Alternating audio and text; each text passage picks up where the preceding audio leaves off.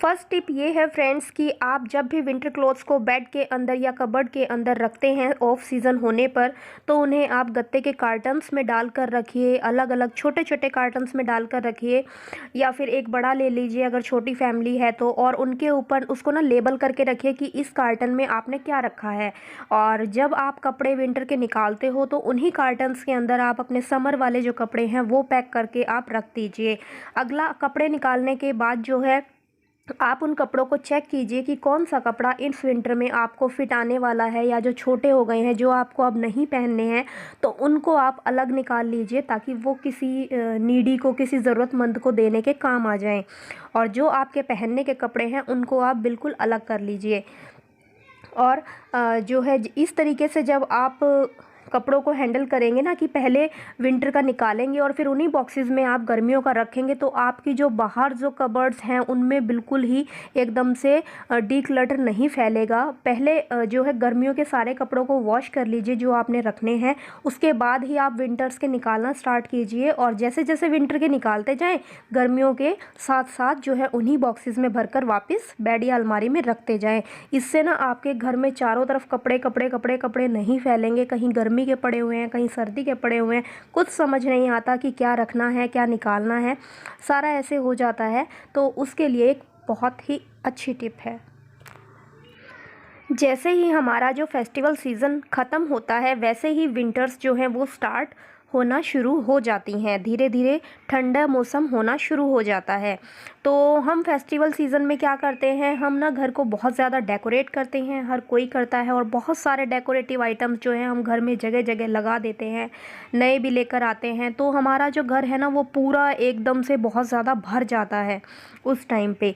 अब वो जो घर है, डेकोरेटिव घर जो है, वो उस टाइम पे तो हमें बहुत अच्छा लगता है, लेकिन जब धीरे धीरे फेस्टिवल सीज़न चला जाता है तो उसके बाद वो जो घर है ना वो बहुत ज़्यादा मैसी सा लगने लग जाता है। तो जितने भी एक्स्ट्रा जो डेकोर आइटम्स हैं उनको आप हटा दीजिए।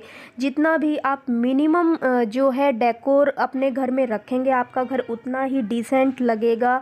और आपका जैसे सर्दियों में जो दिन हैं वो भी बहुत छोटे हो जाते हैं, तो आपका जो क्लीनिंग का काम है ना उसमें भी आपकी मेहनत कम लगेगी और आपको क्लीनिंग करने में भी आसानी होगी। तो जितने भी डेकोर पीसीज आप इतने ज़्यादा घर में जो लगा देते हैं उसको सबको आप हटा करके कार्टन्स के अंदर पैक करके रख दीजिए।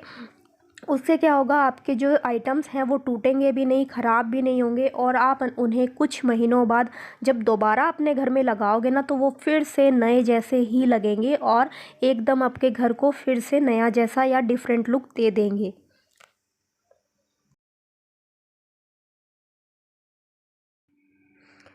अगर आप इंडोर प्लांट्स लगाने के बहुत ज़्यादा शौकीन हैं तो फ्रेंड्स, विंटर्स में अपने जितने भी मिट्टी के पॉट्स में लगे हुए या मिट्टी में लगे हुए इंडोर प्लांट्स हैं उनको धूप में शिफ्ट कर दीजिए, क्योंकि उन्हें बहुत ज़्यादा नीड होती है सनलाइट की, नहीं तो उनकी रूट्स के गलने का बहुत डर रहता है।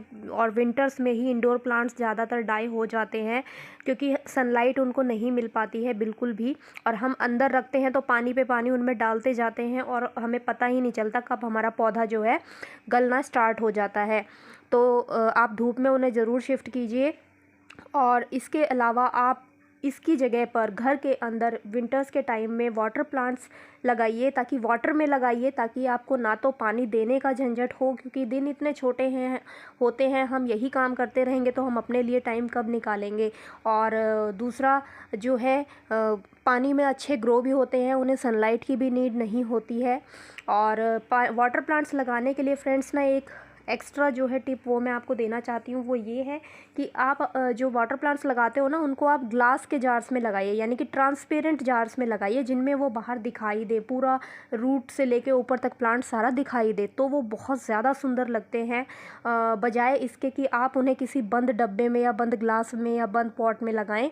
तो आप इसके लिए आप अपने किचन में यूज़ होने वाले कोल्ड ड्रिंक के ग्लासेस जो कि पुराने हो गए हैं उनको यूज़ कर सकते हो, बॉटल्स यूज़ कर सकते हो, जार सॉस वगैरह के या चटनी वगैरह के, जैम के बहुत खाली होते हैं घरों में, अगर आप भी मेरी तरह खाना खाने के बाद रात को कुछ सर्दियों में मीठा खाने का, मूंगफली खाने की शौकीन हैं, तो फिर इस तरह के जो है बना लीजिए, थोड़े से डेकोरेट करके जो कंटेनर बना लीजिए और उनमें डाल करके रूम में ही रखिए, ताकि जब भी आपका मन हो आप खा सकें और वो जो है वो चीज़ें रूम में इधर उधर पड़ी हुई ख़राब भी ना लगे।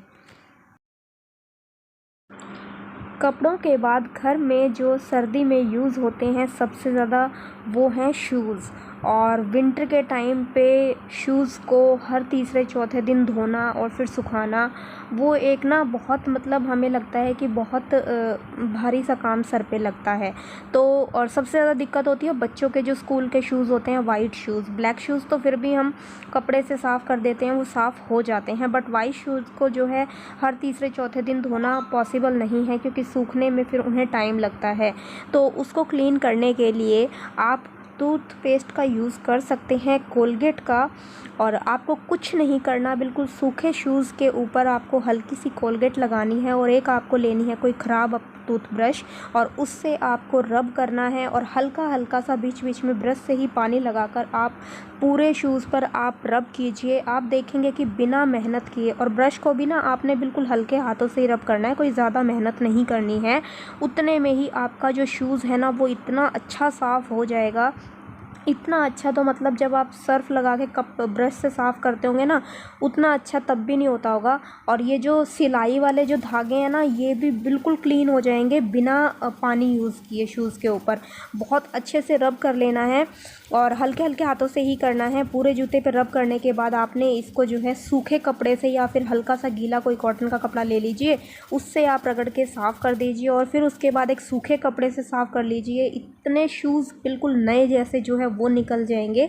और ये जो है मैंने फ़र्स्ट टाइम ट्राई किया था, तो मेरे को लगा कि मुझे ये जो है आप सबके साथ भी शेयर करना चाहिए। तो मैं सारे शूज़ साफ़ कर रही थी, तो मैंने अपने बेटे के स्कूल के शूज़ जो है वो साफ़ किए सबसे पहले, और ये बिल्कुल क्लीन हो गए।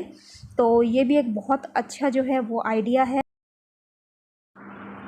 गर्मियों में यूज़ होने वाले ये एसी ब्लैंकेट्स या फिर पतले वाले ब्लैंकेट्स जो हम ख़रीद लेते हैं विंटर्स में, इनको हम अपने अलमारी में या बेड में रख कर जो है जगह को ब्लॉक करने की बजाय इनको हम एज अ बेडशीट भी यूज़ कर सकते हैं अपने रूम्स में, कहीं पे भी, या फिर सोफ़ा के ऊपर कहीं पे भी कवर के रूप में इनको यूज़ कर सकते हैं। और bedsheet as a bedsheet use करने से हमारा जो बेड है वो भी थोड़ा सा वार्म रहेगा, और जो है रूम भी बहुत सुंदर लुक आती है इनकी, क्योंकि ये वेलवेट का कपड़े में होते हैं तो बहुत अच्छे ये लगते हैं। और थोड़े से जो कपड़ा होता है इनका वो थोड़ा सा स्ट्रेचेबल होता है, तो बेडशीट के उसमें ये बिछ भी बहुत ईज़िली जाते हैं, बहुत आसानी से खींचकर बिछ जाते हैं ये, और बहुत सुंदर भी लगते हैं।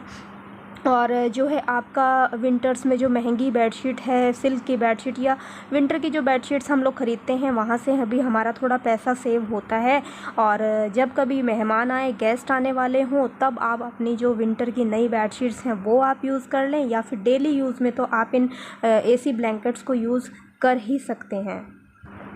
बस आपको एक ध्यान ये रखना है कि जब आप समर के टाइम पे इन ब्लैंकेट्स को ख़रीदें या कभी भी ख़रीदें, तो आप साइज़ देखकर ख़रीदें। ये 2 साइज़ में मिलते हैं, डबल बेड के साइज़ में भी ये कई बार बहुत छोटे आ जाते हैं, तो आप इनको खोल कर अच्छे से देखें और किंग साइज़ के बड़े कंबल जो है ब्लैंकेट्स आप ख़रीद कर लाएँ, ताकि आप इनको एज अ बेडशीट भी यूज़ कर सकें।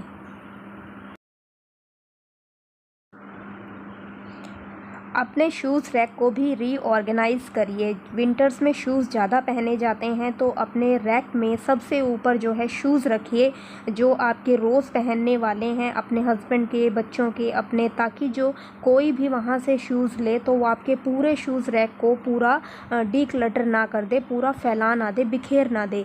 तो मैंने वही जो है अरेंज कर दिया है। अपने, मेरे हस्बैंड के और बेटे के स्कूल के और पहनने वाले जो शूज़ हैं वो ऊपर लगा दिए हैं। बीच में फिर मैंने रोज़ के स्लीपर्स लगा दिए हैं, और सबसे नीचे मैंने जो बहुत कम पहनी जाने वाली चप्पलें हैं वो रख दी हैं।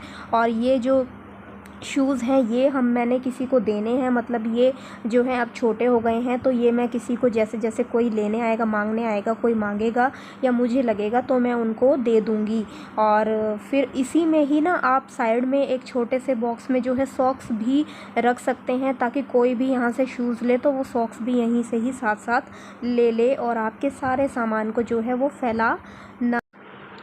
तो ये था फ्रेंड्स मेरा आज का वीडियो में यहाँ तक आए हैं तो एक लाइक कर दीजिए। मिलती हूँ एक नई वीडियो के साथ। तब